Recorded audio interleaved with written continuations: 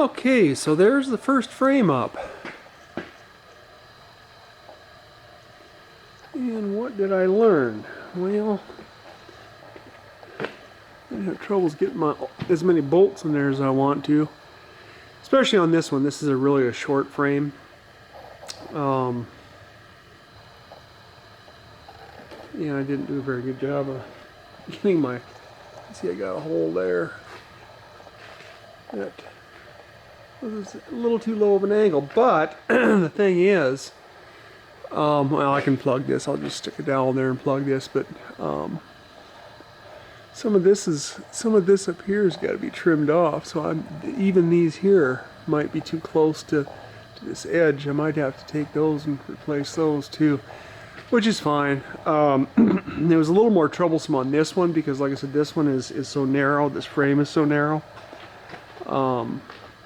And then in this one here, I got too close to the edge, and so I ground that edge down. But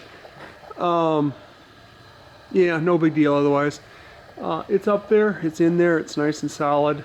I used dolphinite to bed the floor timber onto the keel. And I'm not quite sure what I'm going to do with everything else. I'm just going to spray it all down with that wood preservative, that green copper naphthalate, or if I'm going to cover things in epoxy. Still haven't quite decided that yet. I think when I get back in the engine area, I think I'm gonna just go ahead and coat that all in epoxy, so make it a little easier to clean up spills back there if it's epoxy coated. But otherwise, this went all right. It's unsupported now. I've got the chain hoist disconnected, and it's you know, well attached to the keel, although I do need to start getting some more supports on the keel because now the keel's going to get wobbly. I've only got 3 supports on there now.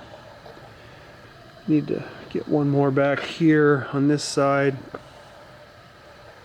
And then I don't know, I'll probably run some supports down to the floor from these sides at some point too.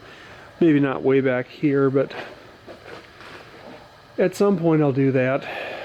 And to be able to drill these 3/4 inch holes a little more accurately, I got my 3/4 inch, my long 3/4 inch bit. It's 24 inches. It should get me most of the way through a lot of it. And I got a 3/4 inch drill chuck. And I'm not sure what I'm going to do here. I might just get really lazy and just put a 1/2 inch shaft in there and weld it in, tack weld it on here, hopefully. You know, that's as opposed to, I've got a big metal lathe, but I don't have it set up. I had it set up for 3-phase, and I don't have 3-phase out there anymore, or at least where it is. So I'd have to buy a new single-phase AC motor, and I don't really want to do that. I could get the JT3 taper and bring that out and then do whatever with it, but I don't know. For what I'm going to use it for, I think I can get a 1/2 inch shaft shoved in there and get it tacked on there well enough to make it work.